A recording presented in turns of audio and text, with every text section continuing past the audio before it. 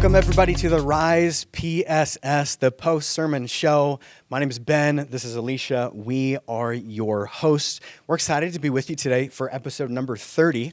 Last week, on episode number 29, we took a break from the norm, where normally on the show, we will take time to debrief from the sermon, go over some points or some details that we didn't necessarily get to, or some questions that came up post-sermon. But we are taking a break for something special. Last week we started on this story. I believe I titled it, Danger in the Promised Land. I didn't even catch that. Yeah. So I will think of something else clever for this week's message, or maybe part 2 of Danger in the Promised Land. But I think there's something special there.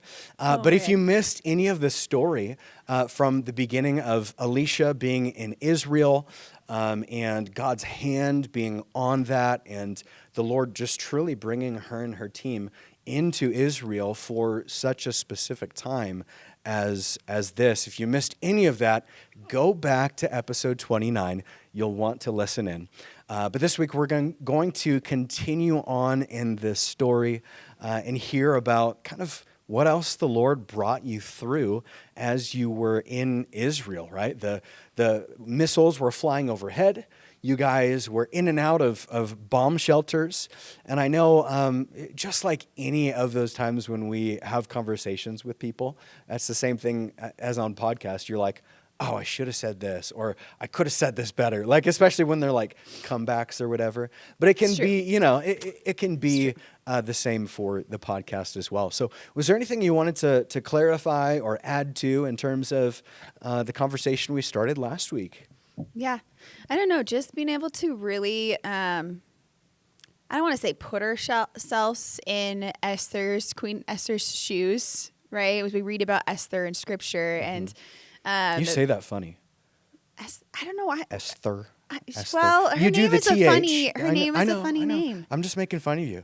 There is a TH. And I think about it every single time you say it. There's the TH, Esther, right? So the TH, or it's a est and a her, Esther, which is the way normal people say it.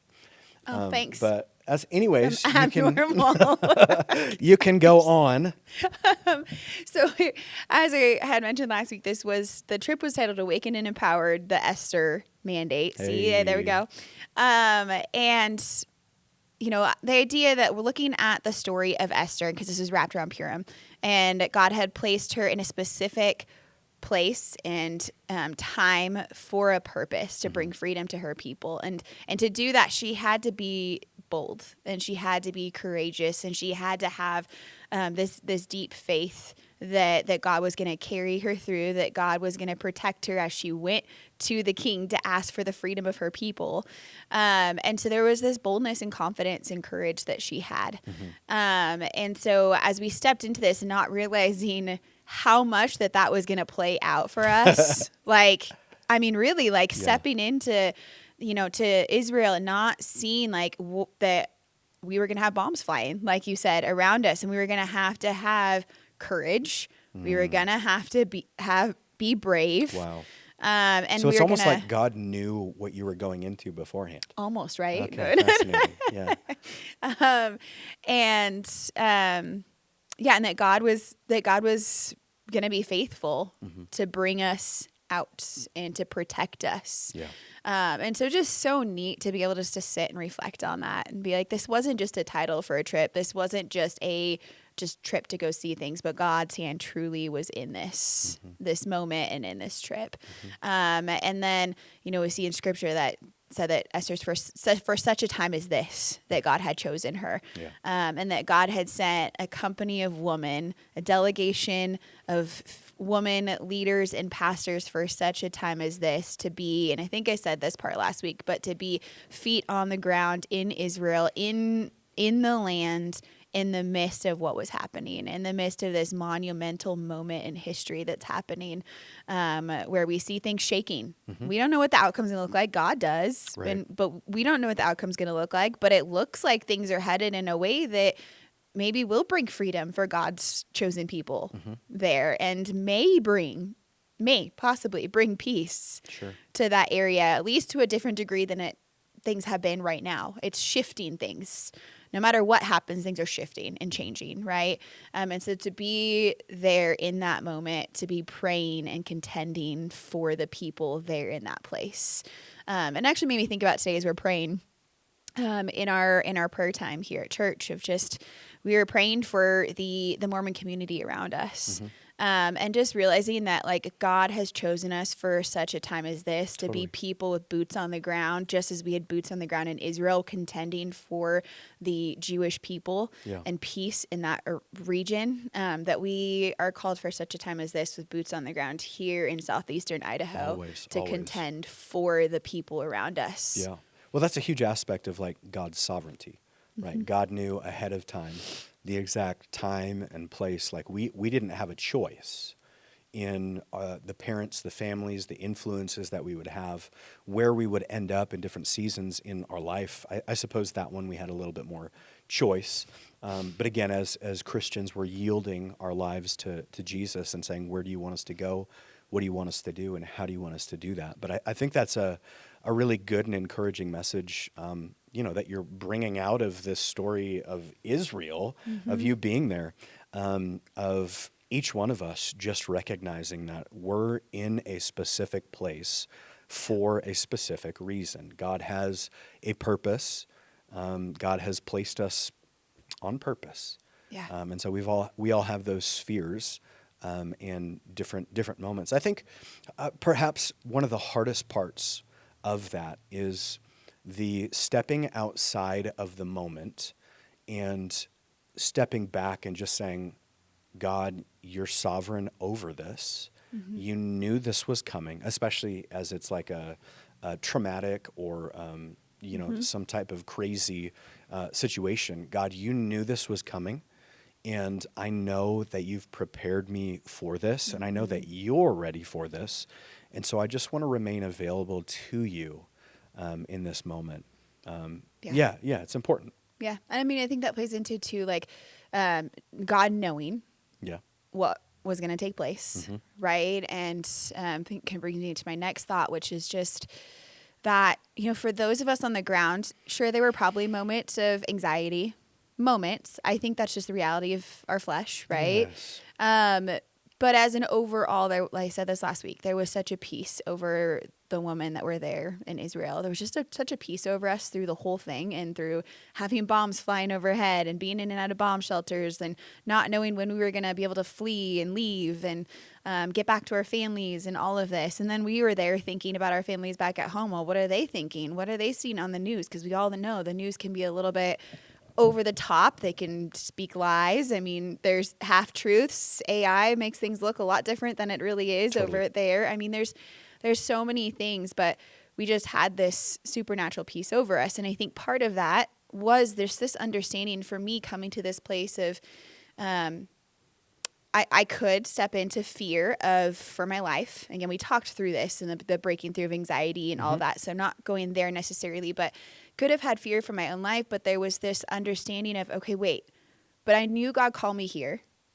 Okay, so I can stand in confidence that I'm supposed to be here in Israel at this moment. Yeah. And I also know that God has called us and has called me here in Idaho for a purpose and for a reason, and that there's things that he's spoken to me for my future and for the future of this church and this body that have yet to come to fruition. And if we believe that God is sovereign and he has a plan and that he is faithful to the plans that he has put in place and his word is truth, then if he has spoken those things to me, then I have to hold confident to that those things are still to come to pass, that in my life, in this lifetime. Therefore, being here in Israel, I don't have a reason to fear for my life, because I'm confident. Maybe I could change, but I'm pretty darn confident that God has called me to more that hasn't yet happened here on this side of heaven. And so I can be confident that he's going to bring me out of Israel safely. Right. God's future promises gives us a confidence for today. Yes. Right. And I think part of what you're speaking to also is I'm just kind of like putting all these pieces together. just recognizing, like, as Paul would talk about in 1 Corinthians 12 through 14, I think it's in 12, where he would talk about the manifestation gift of faith, where God would choose to reveal himself that he is here in our midst by producing a faith that is abnormal. And so as you talk about that peace that came over you guys, as you were there in the midst of danger, that's what I feel like could have been taking place, where God is saying, hey, I'm here in your midst, and here's how I'm going to choose to show you that I am here. I am manifesting myself by giving you this extraordinary faith to believe that God is sovereign over this and that God's going to get you through this. And so there's just that peace. So for me, that's a really cool example of the manifestation gift of faith. So good. Yes, absolutely. And I think last week you were maybe starting to get into what we were going to talk about today as well, as kind of what was happening. Because like I said, we're there in Israel, but we're also thinking about our families back home. And if anything, I think the anxiety that we had maybe was the just feeling bad for what our families were experiencing and feeling back home. Fascinating. I mean, we could probably go like a full episode on that. So I wonder if we don't just like hold off on like feelings, emotions, thoughts in the midst of faith, and how that intermingles for its own episode possibly next week. We could do that. Okay. That cool. works. Let's keep going with Israel. Yeah. So I mean, that was kind of, I think we kind of made our way through the weekend. I was saying how Saturday, Sunday, we were in and out of bomb shelters at that point. And for anybody that's been in like the military or been in the armed forces or whatnot, war is unpredictable. You don't know what's going to happen next. You don't know how long it's going to last. Yes, we apparently took out the Ayatollah. Did I get that right this time? I think something like that, in Iran. And so like there was this like, oh, was this going to maybe be like the end of it? Are things going to calm down? But then after that, we still kept seeing missiles getting launched to Israel. Right. So we're like, okay, well, clearly it's not right now, and we don't know what to expect. Well, and there's the whole idea of like you were speaking about last week, the Iron Dome. But even with the Iron Dome, there were occasional missiles that would get through. So there's that reality also. The unknown. Yeah. Yeah, and I was just recently seeing in the news stuff that had recently gotten through, one that hit a kindergarten or something in Israel, and this was from a rabbi that we actually met with. So it was legit source, not just some news source saying. Thankfully, there were no children present at that moment. I don't think there was anyone present. Great. So praise God. But that's just an example. Like, yes, things have gotten through. Yeah. It's not flawless. And so then, we got to this place of, okay, well, we don't know how long this is going to go on. We don't know if it's going to get worse before it gets better. Our safety may not change. And there's the reality that we're in a safe place right now. We can go in and out of safe bomb shelters. We've got security there. We're getting fed. But what was taking place is that now, because of what's happening, because of the history of wars in Israel, things start closing down. And the hotel was closing down. Yeah. We were the only ones left. It was our group. Oh, wow. Large group, but we were the only ones left at the hotel. I hadn't heard that. No, yeah, they were still feeding us, but there was one other group from the States, I believe, another, I think, Christian group from a theological seminary that was there at the hotel. Wow. But they had left to actually do the same route, I think, that we went. So they kind of were the forerunners before us leaving. Yeah. So they got to be the guinea pigs. They kind of did. They were a much smaller group, mind you, not 117 women in 3 buses, large buses. But they left before us, so we're the only ones left. Hotel's going to close down. So there were some people who were like, when they heard the plan, which we'll get to, they were like, no. Wow. We don't want to leave. We want to stay here. I'm like, they legit said this. And they're like, wait, what?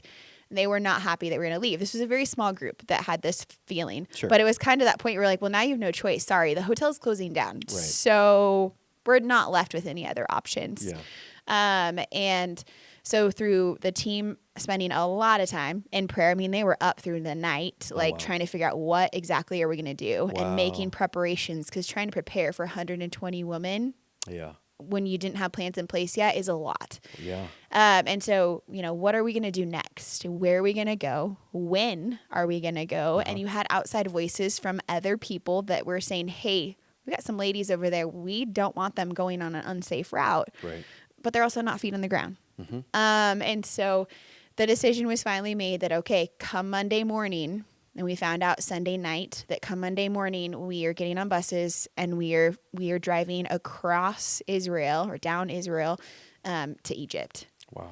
And so, here the Israelites fled Egypt and into Israel, and now we're fleeing Israel into Egypt, which, mind you, was what Jesus did. Jesus fled to Egypt, and so kind of following Jesus's footsteps, which is just a whole different reality, right? Wow. And so Monday morning comes, and we load on to the 3 buses, and we start driving to Egypt. And again, this was a hard decision for everybody to make, because now we are going to be driving through, trying to drive through the safest route away from the main cities and such where a lot of missiles were being targeted, mind you. But we're driving through, desert land and open space where we don't have bomb shelters now to get in. We don't even know if alarms are going off, frankly, at this point now. And we're, uncovered.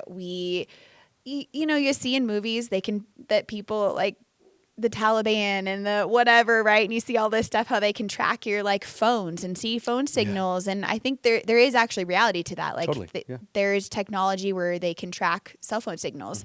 And so the thought that, 117 cell phones that might be on and could have location services on. Yes. Right. And it wasn't a secret that we were in Israel. I will say that as well. It was not a secret. Israeli Post had articles about our group that was there, our delegation of 117 women. Yeah. We were in Jerusalem Post about us because we were there. We were supposed to meet, I think I said, with the president of Israel and other main leaders there. So it was not a small deal that we were there. Right. So it was well known. And so it was definitely not a secret. And so as we went, we were told, our cell phones could be on, but we had to go through and take specific steps to turn off location services on everything. We weren't to post anything on Facebook while we were traveling, or on other social medias about where we were. We weren't even supposed to be telling our family really where we were or what the plan was, because they just didn't want to leave any gap there. Yeah. And so there was some tension there. So we drove through, we're driving past, we get out of the Sea of Galilee area. We ended up driving past the Dead Sea. We drove past where the Dead Sea Scrolls were. Now, is this during the day or at night? When are you traveling? Okay. We left early morning. Okay. 8 a.m. or something in there on Monday morning. Okay. So, yes, daytime. I don't know if nighttime would have been any safer. Right. The missiles are being launched at night too. Yeah, totally. Well, and then at night, you have the lights from the buses or whatever you guys are driving that cause you to stand out as well. Yep. So it's yeah. Okay. So we travel. It was an entire day, realistically. I don't know how many hours if you were just to drive straight. If you're like us and we just don't stop, you just drive straight. It maybe would have been quicker, but you got to stop with 120 women to go to the bathroom and use 1 or 2 bathroom stalls, and that's not a small thing. No. And then we had to stop for lunch somewhere. And so it was an entire day. So we finally make this whole trek safely. The Lord's hand was with us. There was no hiccups, no bus issues, we were safe. And so the Lord definitely protected us through that space. And we definitely had, the cool thing is that we had 117 women from all different areas across the United States, some even from out of country. And so there was prayer happening. There had been thousands upon thousands of people praying over this group of women. Wow. Because we had representatives from all over. Yeah. And so, and we all pastor churches of various sizes. Yes. And so we've got our teams and our congregations praying. So, there really was thousands of people praying over our team. And so we just felt that covering. But then we made it to the Egyptian border and Taba, Egypt. So not Starbucks, but Taba. Right? Keep going. And so we made it to the Taba border. Now, I have never been through a border patrol, I guess, quite like this. And never where we had to get off of, a bus and walk through the entire border patrol because our buses couldn't go into, they were licensed for Israel. They weren't licensed for Egypt. So we all had to get off right at the Israeli border patrol. Okay. Go through the Israeli border patrol process. I think everything went pretty smoothly, mind you. Still daylight at this time? But it was actually starting to impinge upon night. Ooh, It okay. was starting to get dark at this point. Wow. So by the time we were through, it was definitely dark. And so we get through the Israeli border patrol, walking in a line, 117 people having to go through this whole process. Wow. And then, and you actually get like your, once you get into Egypt, you get like your passport stamped. I don't know if it's a full visa or something. Like it's, Wow. a big deal. And so I've got like an Egyptian stamp in my passport now. But you get through the Israeli patrol, and then you've got this long walkway basically that you have to walk between the Israeli side and now the Egypt side. Okay. So you walk this long walkway, you go through another like patrol type checkpoint kind of thing. And then once you're cleared through there, and you get a little paper that you have to go on a computer, scan your passport, and you get a little paper basically. And then you walk a bit more and you get to a big building, and in the Egypt side, I think at this point, and now you're going through the Egyptian side and you're having to fill out paperwork, and then we're getting checked again by someone where you have to hand over your passport and paper and they have to look through it. And then we're finally through all of the checkpoint stuff. So it was a process, and like walking with our luggage and everything through this long walk from one patrol to the next. It was a miracle that 117 women even made it through into Egypt during wartime. Yeah. At that. Yeah. And I'm just thinking about the geography there, like in terms of were there any other options in terms of you guys getting out? Like, I'm trying to think of, all that would have been dangerous. It seems like that might have been like the only place that you could have gone. Yeah, so we did have a pastor friend of ours had some of his team that were headed over to Israel for a trip at the same time, and half of his team made it to Israel before things shut down. Oh. And so he had half his team in Israel and half his team still back in the States. Oh, geez. And they were then locked down in like Tel Aviv, which is where the airport in Israel is, which was a target zone. Yeah. So I think some stuff had actually hit over there when we were in Israel, actually. Yeah. Something had hit near Tel Aviv. Oh, my goodness. So I think they got out through Jordan. So there was that as an option. Jordan's a little bit more not okay with Christians. Right. More so if you were there to evangelize. Sure, you sure. can't. That's illegal. Mhm. And so it's just a little less safe. And then I don't know that I don't know how big their airports are, and they aren't as like big. So to try to get 117 women out through there. Yeah. So I think that really was ultimately kind of the only other option outside of trying to hunker down somewhere else in Israel, which was just, again, not an option with the 117 women. And we were like, we just need to get out. Yeah. Even when the airport started opening back in Tel Aviv, it was for like, I think the Israeli people trying to come home initially. And then maybe, I think what I saw is maybe like small groups leaving, like smaller planes at a time. So it just wouldn't have been an option to stay. Sure. So Egypt really ultimately kind of was the answer. Is it? And so we stayed in, and I'll get to this too, but we also had a connection, which was awesome. Yeah. So that helped too. So we stayed in Taba that night. We just got on buses. And it was crazy. It was like walking into a whole new world, because you go from Israeli side, people dress different in different countries, look different, like, different nationalities, all of that. And so you go from like, it just felt surreal going from one side, walking through. Now you've got people dressed in their garb that they dressed in Egypt. Wow. And it's like the moment you walked through Border Patrol and we're walking through the gates to then go, I know I walked through and no one else was by me when I walked through. Mm-hmm. And I didn't see where our group even was because the buses were over here. It's dark and all I see is like Egyptian men. Oh my gosh. Like, I'm like, where do I go? Yeah. And so, so that just kind of felt surreal. Like, walked through a time warp or something. Crazy. And so we get to the hotel. It was such a long day of travel. And then when you get to a hotel with 117 women, it's a long process for them to get the leadership to get all of the room tickets and everything. And they're not like hotels like we have here. They're their hotels are the most confusing thing in Egypt. I just Really? have to say, like, you're like, how do I get from this spot to this spot? And then the floors aren't associated with room numbers where we're used to like, oh, second floor is your 200 rooms. No, Yeah. it was like second floor was the 300 rooms or vice versa. Like, it was the most confusing thing. And then there was like one elevator. And so 117 women. And they are not just one elevator. They're teeny elevators. Oh, mercy. I think they're made for midget people. They are Yeah. not a normal size elevator. So And that'd so be you could great fit for like me. 3 people with your luggage on an elevator. I think people literally were trying to sit on their luggage just to make more room because we're Yeah. all exhausted. It's 10 something, 11 o'clock at night. We've been traveling all day. And there's 117 of us lined up in the hall trying to get up to rooms. And now you're going to play sardines in it. Uh-huh. Yeah. So it was like just a whole thing. The next, well, I don't think it was this hotel.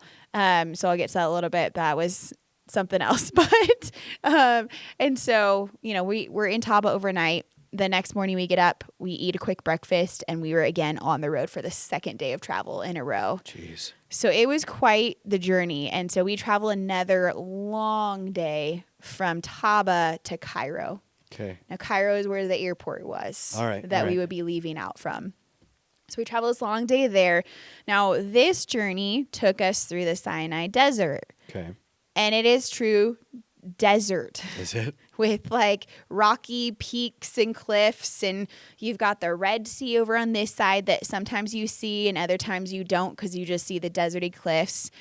You're driving through and you see like these suddenly out of nowhere, this like small little like civilization that looks like it's been deserted. It looks like it like is like not even livable. Oh. But people actually live there. Wow. But their lifestyle is they generally, from what we were told, is they come out more at night because during like the hot months, it's too hot during the day. Sure. But it doesn't even look like it's just this small little civilization that people actually live in. Wow. In the middle of the desert. But it definitely is an area that apparently is actually fairly unsafe because it's such a vast area that people can sneak in through the Sinai Desert. And not know. And then 117 women traveling through there is definitely not safe. And so because of that, the Egyptian people actually, this was, I think, on their own initiative, they had a van that traveled with our 3 buses with armed men. Wow. In it. And then I don't think the gentleman the guide on our bus was armed, but the other 2 buses, I think, may have had armed men on the bus as their guard. Escorts moving Yes. through Egypt. Yes. Wow. Yep. So that's how significant this was. And there were checkpoints. I don't even know how many miles. It felt like every few miles. It just felt so frequent that there were checkpoints, and there'd be this like loud holler that go through the bus that started in the front and then back was everybody put your cell phones away, because there just could be no mistaking that people were potentially taking pictures of the armed men outside at the checkpoints because these checkpoints had multiple armed men walking around with like AK-47 strapped to them gosh. and other stuff. And so I think there was even like a tank at least a checkpoint or 2. I mean, it's a big deal. They take the security through the Sinai Desert. Now, Extreme. was this security just for or because of the war going on, or is this like a normal thing? I think it's the security checkpoints are normal. I mean, they have actual they're like stations, like buildings built there that are security. Yeah. It's just not as safe. Outside of the war, it's not as safe. Yeah. They're not super concerned about the war in Egypt from what we were told, actually. Israel. They in general, Israel and just the team in general. Egypt, sorry. Egypt is not as concerned about the war. They're actually pretty neutral. Yeah. They're such a... No, you said the war in Egypt. And so I was just clarifying gotcha. The war Egypt, in Israel. the war, Yes, sorry. yes. The war in the Middle East in general, they're not as affected by, obviously they're going to be affected in some degree. Sure. But I guess they're such a superpower as far as like military force and whatnot that they have to stay neutral. Oh. Because otherwise there could be big problems. Right. Is what we were told. And so they stay pretty neutral. So it's actually a relatively safe country to go to. Okay. To some degree. Yeah. Now going through certain areas like the Sinai Desert that we traveled most of the day through for hours and hours. Right. Not so much. But yes, it was very sketchy, windy roads through desert of nothingness. And so even stopping for a bathroom break was kind of like, we're in the middle of the Sinai Desert. Go. Yes, exactly.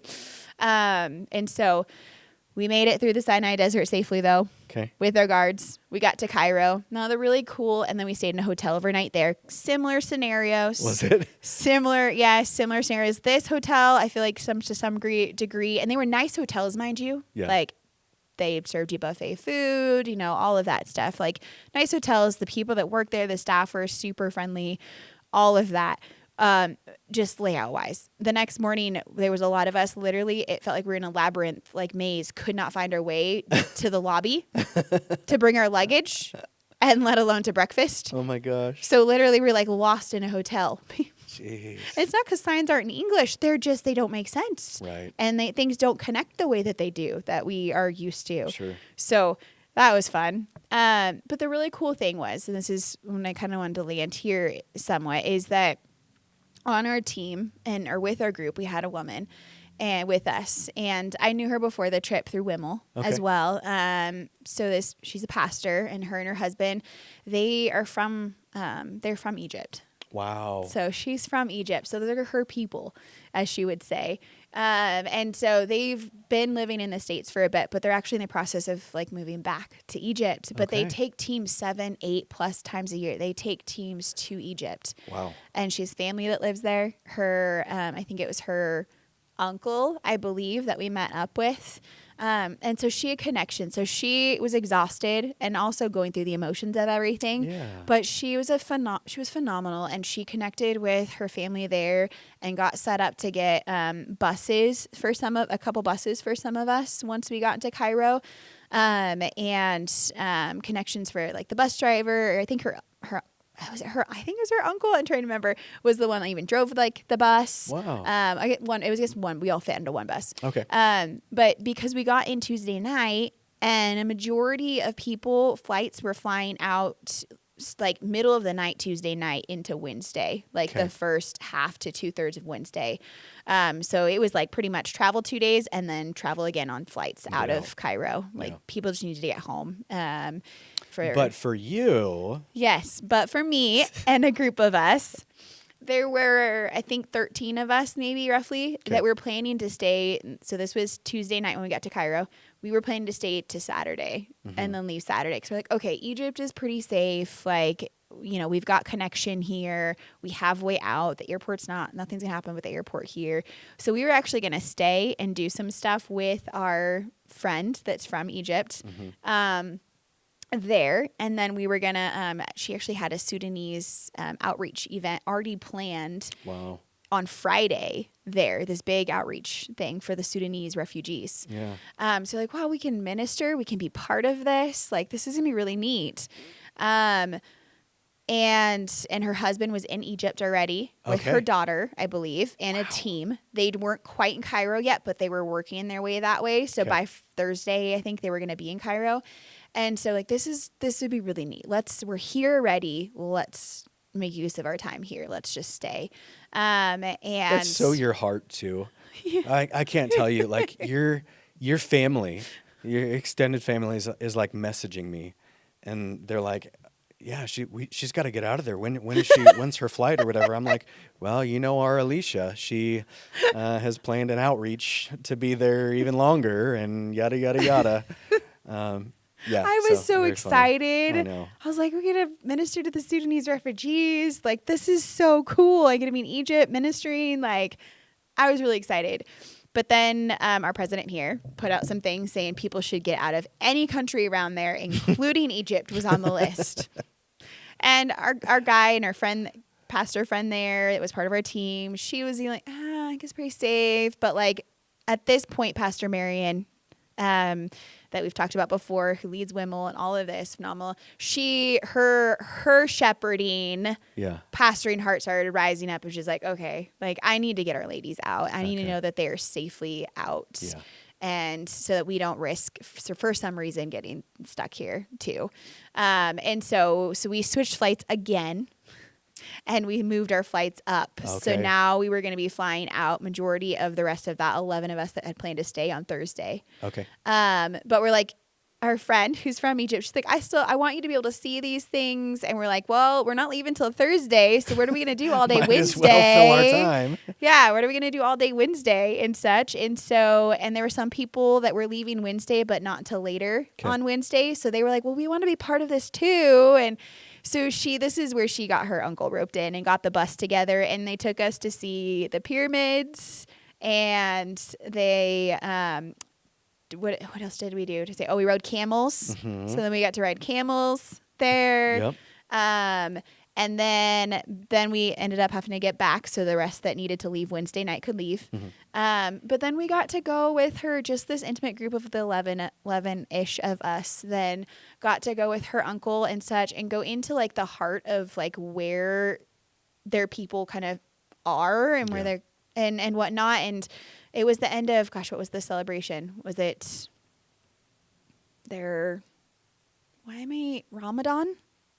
Is it Ramadan? I can't remember. I maybe, and I've apologized for anybody that may listen to this, is like, no, I think it might have been Ramadan. And so they fast all day. Okay. And then they eat at night. Okay. All right. I think that was Ramadan. But, and so then it becomes like a party and a celebration. So we went into, and it was like, you walk in, it was like, just felt like we were like legit in like the heart of Egypt. Wow. Like people are there just eating and having fun, and we got to go up into one of the restaurants and all sat around one giant table and got to try all like just different Egyptian food, including pigeon. Oh yeah. Only a few of us were willing to try the pigeon. Hey, let's go. So when in Egypt. Yeah. So was it like chicken? That's what, but like really less meaty. It was really not much meat on those things. Yeah. So that's probably why they stuff it with like rice and stuff. Oh, there you go. Yeah. So we got to do that. But you know, this is the cool thing for like, so our friend Diana, that's from Egypt, she just, I mean, it brought her to tears. Like, it's like this trip did not go as we expected it to.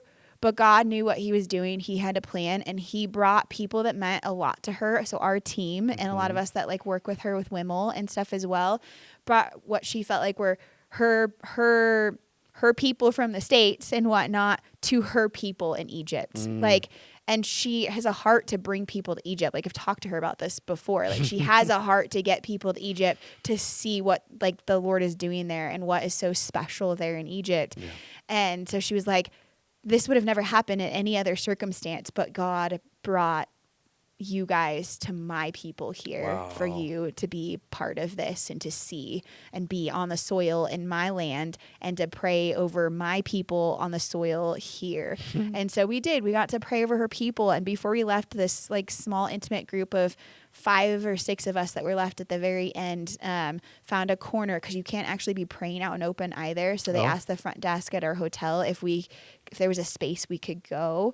And so we had to do it like in a way where we were like, didn't look like we were necessarily praying. Yeah. We were praying, and we were praying out loud, but like quietly and with eyes open, so like we were just having a conver. That's exactly that's what they said. She's like, we know we're all Pentecostal here, but like we need to like. And so, but we did, like, we're still going to make it work. And I mean, isn't that the truth? Like, sometimes we have to tweak how we do things. Absolutely. But our heart and our posture of our heart is still there. And that's what it was. The posture of our hearts was still there. We were praying over her. It may have looked different to people around us. May not have looked like that's what we were doing. Yeah. But we got to pray over her. And so that was just so neat to see God's hand in that. Like, he clearly had a plan and a purpose, and he brought us to Egypt, I think, for a purpose too. Yeah. So. Yeah. Well, I mean, it sounds like God did something in Diana's life. Right. But I know a little backstory in terms of God doing something in your heart as well. You've kind of alluded to it a number of times. I don't know if it's been on this podcast or not, but something that, you know, was a bigger part of your life before. I know you've spent some time overseas. You spent some time in Africa. You did a trip. How long was that trip? Do you recall? It was 10 days. Okay, so 10-day trip. Same as that this trip was supposed to be. Yeah. All right, so a 10-day trip in Africa. I was like a medical mission type deal, was it, or no? It was visiting orphans. I got to do a little medical stuff. I think it was in nursing school, and we were dating at the time. Right. Okay, so that's been a minute. So that's It's been, yep. prior to our marriage. And then we've spent some time in Tecate, Mexico with our friends down there Yep. in their art studio. But I feel like for this portion of our life that's been in between, there hasn't been a lot of overseas travel. Obviously, raising 5 young kids, just the season hasn't been right. But talk to me a little bit about like just what you felt like God might have done in the midst of that. Yeah. I think for me, in part, I mean, obviously, again, season, I haven't been able to. Yeah. But I think there's also a part of me that's had this more like anxiety. As I've dealt with anxiety in previous seasons, and we talked about that in the last episode, and I feel like that the Lord's clearly brought breakthrough in my life over that. Oh, yeah. But I think there's been some anxiety to go back overseas again and just like, oh, can I really do that? Like, can my body handle the flying? Like, Wow. can I get there and not be anxious being in like an unknown? Like, I think I've had honestly, like some anxiety over even maybe doing missions again, even though I'm like, I really want to go back to like Africa. I want to go back and do some missions. I'd love to do some medical missions. Like my heart is there, but I think there's been some anxiety attached. But to be there and be like, wow, to see the way that he came through and to see his peace that I felt over me through the whole process. And then just this re-excitement that brewed while being there, especially that excitement of like, oh, we get to like minister while we're here. We get to go minister to the Sudanese refugees and be part of something outside of our area here, be part of something overseas and partake in that. And so I think it really did kind of re-stir up that heart and passion for overseas missions in me. Yeah. And then just looking at the reality of we are a smaller church. And because of that, like, if it's hard to do like missions trips outside of country. Yeah. Right? Like we're mission filled wherever we're at. Right. Totally, But yeah. so I don't want to mistake that. But like to do overseas missions, which is part of even our denomination, that's a huge part of our denomination. Absolutely. Is reaching people groups, indigenous people groups and outside of the United States and whatnot and bringing the gospel of Jesus outside of our areas.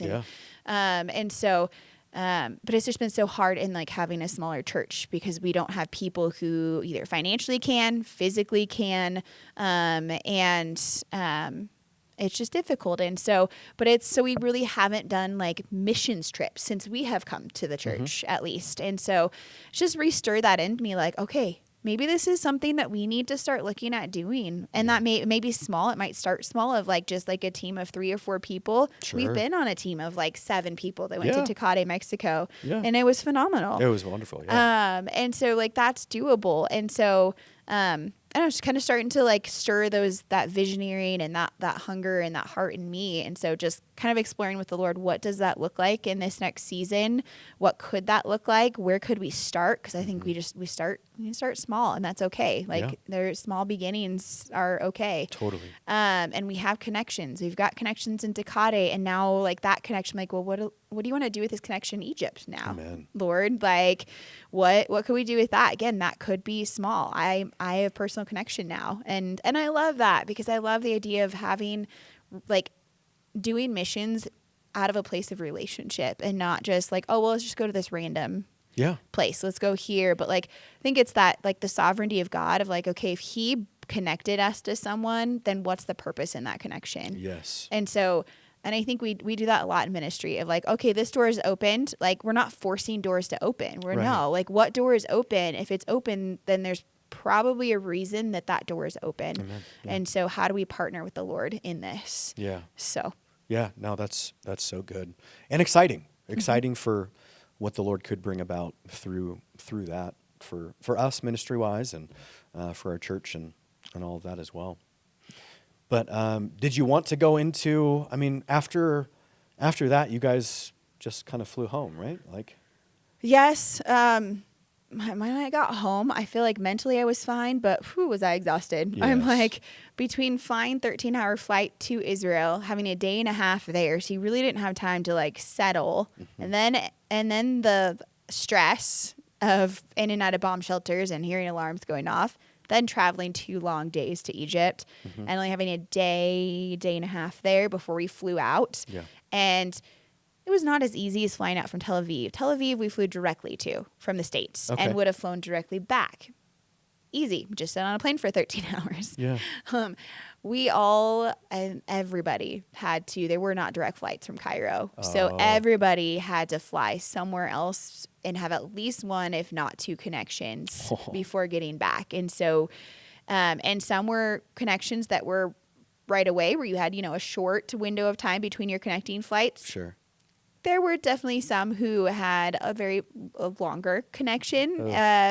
And so we flew from Cairo to London, to Heathrow, London. Okay. And we got in at like 9 p.m. and our flight wasn't until 11 a.m. the next day. All right. So then we had to figure out, thankfully, someone on our team was great with that planning stuff overseas. I'm like, I don't know what I'm doing. So she planned it all and booked it all, but had to book us a hotel. Okay. And that was fun because we got out of the airplane and it said the Heathrow, London, Hilton or whatever it was or something. Sure. So we're looking for signs and we thought it was on site, like at the airport. Yeah. So we go down to the garage, there's signs for it. And then lo and behold, we walk through the store and it's like, hello, here's the hotel lobby. Like, this is fantastic. You guys, this is amazing. Like, even Pastor Mary's like, this is great. Like, it's right here. And then she goes to check in and finds out this is not the right hotel. So now we're in Heathrow and we're like, okay, but where is this other hotel? And how do we get there? How do we want to get there? We were going to get Ubers, but like to fit the however many of us that were, I think it was like 7 of us or something, and all of our luggage, we've had to have 2. It's not cheap. Right. And then we, wait for it. So we started booking the Ubers, and then we all ended up just coming to a consensus that we were going to go ahead and take the underground subway. Wow. Forgot what they call it. The tube, I think is what they call it. And so we go down there. There was an elevator down.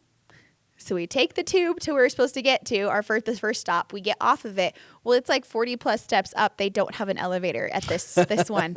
So we're helping each other, especially those that physically couldn't do it, carry luggage. Some guys are walking by. They didn't even ask, and they just grabbed a couple ladies' suitcases, hucked them over their shoulder, and walked up the stairs with them. So, that was a whole experience in and of itself. And then we had to go out, and we had to walk like 7 minutes, I think. And it was dark, right?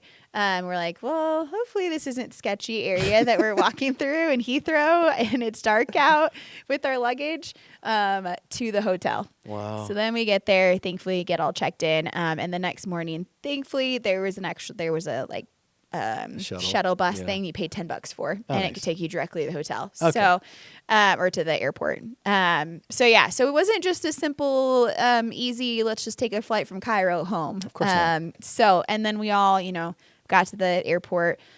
We had all these other airports. Most of us had made it through fine. And then for some reason at the Heathrow airport, I think it was the Heathrow one, that part of us made it through, and we're waiting for the rest to come through. And they came over and they started asking us questions. They pulled us back in and had us step to the side for a bit as they took all of our passports again and rechecked everything again. Wow. So we're like, oh boy, what's happening now? Yeah. So we had a little hiccup at the airport there. Made it through though, and then we all had our respective flights from their individual. I think I had a couple people on my flight because we were flying back to California together. Okay. But then some of the others, there was a couple others that flew out on different flights. Wow. So it was a journey to say the least. It was not just simple at every turn. Yeah. Oh man, what an incredible story.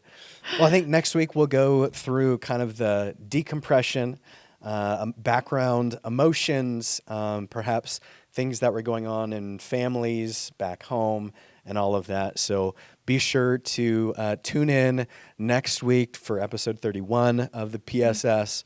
But for now, God bless you. Have a great Holy Week and enjoy your Resurrection Sunday. God bless.